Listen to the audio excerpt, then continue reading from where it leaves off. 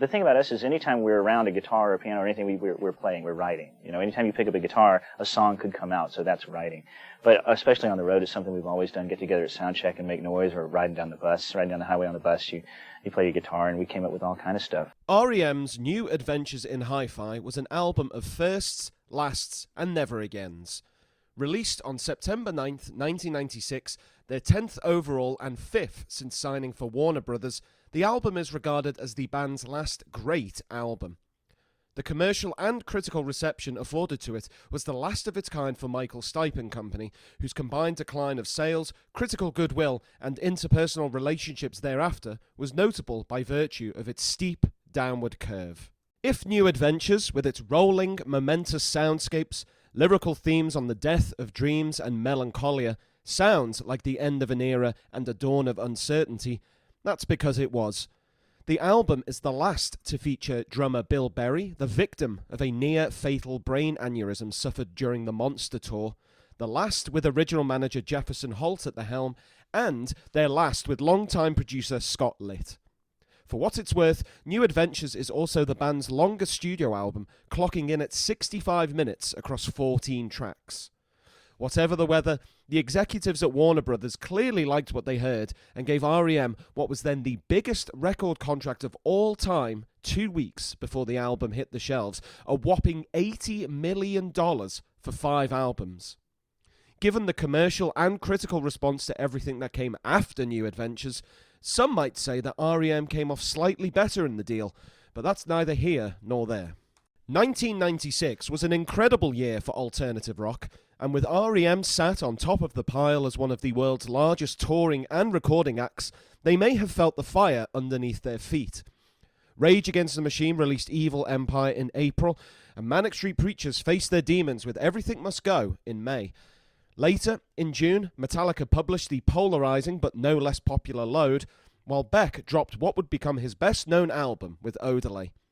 Only 2 weeks after the release of New Adventures in Hi-Fi, Weezer defined an entire genre through the fondly recalled Pinkerton. Things were changing, and R.E.M. needed to follow suit, or certainly maintain the level of success and recognition that they had become accustomed to. Time has been kind to New Adventures in Hi-Fi, perhaps aided by what was, or indeed what wasn't to come, from the band in the years following. With over 7 million copies sold worldwide, New Adventures in Hi-Fi maintains a cult following a quarter of a century later. Michael Stipe elects it as his favourite R.E.M. album and called it the peak of their career. Radiohead's Tom York has also cited it as R.E.M.'s best album and calls closing track Electrolyte the best of their career. Retrospective lists and articles deem it one of the best records of the 90s, and even Mike Mills credits New Adventures as their third best record after Murmur and Automatic for the People. What is it about New Adventures in Hi-Fi that has endured all of this time? What is it that makes the album such a uniquity within the R.E.M. discography? On its 25th anniversary, I will take a look at a snapshot of a band that both redefined them and sealed them in a time capsule. The condition of R.E.M. heading into the creation of New Adventures of Hi-Fi was strong, if perhaps on slightly shaky foundations. The monolithic world tour in support of their Monster album, and a band still trailing in the wake of their own success with 1992's Automatic for the People, had affirmed the group as one of the world's leading stadium rock acts.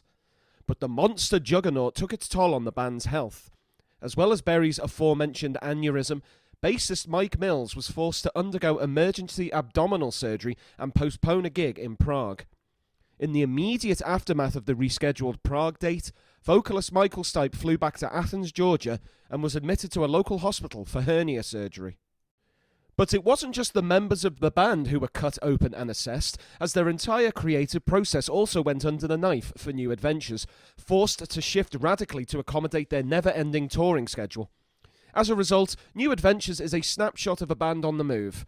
The album was written, rehearsed and recorded largely on the road, in multiple studios that they decamped in along their journey.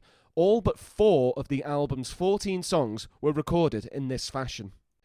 In an interview with Mojo in November of 1996, Mike Mills stated that recording on the road wasn't just done out of necessity, but as a result of life-changing incidents that reaffirmed their bond as musicians and friends. We got into the studio feeling very happy and relieved that everyone was okay, especially Bill, Mills told Mojo. It brought us all much closer and made us realise how important we are to each other. Once we'd been through a crisis like that, making a record was a piece of cake. Bill Berry agreed with the sentiment, stating on Stereophonic on Film, a 1996 documentary on the recording of the album, that we've never been able to do a tour and a record at the same time, which is kind of exciting. Mills went on to say in his interview that the idea of making a record on the road had been mooted 18 months before the Monster Tour had even got underway. The idea of capturing the looseness and spontaneity of soundchecks and rehearsals proved intriguing to the band. With Michael Stipe and Radiohead's Tom York maintaining a close friendship throughout the Monster Tour, R.E.M. took a page from Radiohead's book and used 8-track recorders to capture live run-throughs, using them as the basis for the final outcomes. Soundchecks became long rehearsals, downtime between shows and locations became opportunities to hone new tracks and to avoid the monotony, pitfalls and self-induced bad luck that have besieged a million other touring acts. The band members themselves spoke of such positive qualities that the New Adventures recording process brought out of them as individuals and a unit. The pressure of the tour, record, tour cycle disappeared as it simply became one flowing system. Even with these, New Adventures in Hi-Fi, the finished product is one festooned with varying moods, differing styles, and unashamedly leaves feelings and emotions out in the open. Just another day in the office for R.E.M. Or rather, it's about despair, hopelessness, and death, the usual topics, as Stipe deadpanned in Stereophonic on Film. It maintains the classic R.E.M. sound while managing to branch out in new directions, aided by the launching pad of albums like Monster and Automatic for the People. Enough cannot be made of how the album was shaped by their time on the road, with songs titled Departure, itself beginning with a lyrical description of a 26-hour trip between Singapore and Spain, and Leave, the rolling momentum of opener How the West Was Won and Where It Got Us, and the dusty, regret-filled classic American rockers like Bittersweet Me and So Fast So Numb. It is a record imbued with travel, a life on the road, a snapshot of a time of perpetual motion. How the West Was Won and Where It Got Us, described by the band themselves as their attempt at a jazz song, is a track that struck a chord upon release, and still does so today. Stipe's vocals and lyrics are mysterious, but full of clarity. The rhythm section rolls along without interruption, and Mike Mills' turn on the piano is chaotic, but sounds like it was always planned that way. The Wake Up Bomb is definitely a track that was created in the spacious arenas that they soundchecked in across 1995 and 1996. The song's bombastic chords are far more playful and knowing than anything that appeared on Monster, and its big glam stomp is perfect for the huge venues that they were playing in at the time. The phrase glam stomp is fitting here because the song is a homage to, and less of a pastiche of, glam rock. Stipe sings of his plans to get drunk and sing along to Queen before going on to practice my T-Rex moves and make a scene. The song is the other side of the monster coin, carefree, fun, less obsessed with the pitfalls of celebrity and reveling in the identification of the author's personal heroes. Intriguingly, it is the album's third track, New Test Leper, that delves further into the themes espoused on Monster. Despite the song's Celtic jangle and heady chord progression in the chorus, the song's lyrics are an acerbic and disquieted look at the nature of celebrity and the treatment of those in the spotlight. Using Jesus and religion as a parable within the song is certainly befitting of Stipe's dramatic qualities, and religion is visited again in undertow, where, again, dramatically, Stipe flips the words of Jesus from the book of Matthew. Life on the road clearly affords a lot of time for introspection. Ebo the Letter and Leave are the album's mournful epics, world-weary but no less incisive. The former features Patti Smith and finds Stipe in one of his stream of consciousness moods. The latter is one of R.E.M's most powerful and emotive songs, over 7 minutes of guitar, driving drums, and, both spectacularly and oddly, a non-stop alarm throughout the entire song. In Fiction, David Buckley's extensive and thorough biography of the group, Buck describes creating the sound manually by flicking a switch back and forth during the recording take. Points awarded for his dedication, surely. Aside from the aforementioned Bittersweet Me and So Fast So Numb, the album's closer is Electrolyte, and surely one of R.E.M's finest songs. By Stipe's own admission, he really wanted to write a farewell song to the 20th century. In an essay, Stipe lamented that the oncoming new millennium and people's projections of the 21st century had already left the advances and growth, as well as the atrocities and horrors of the 20th century, forgotten. Electrolyte celebrates the popular culture that bound all these hopes and dreams and brought the world together as one, concludes Stipe. And how?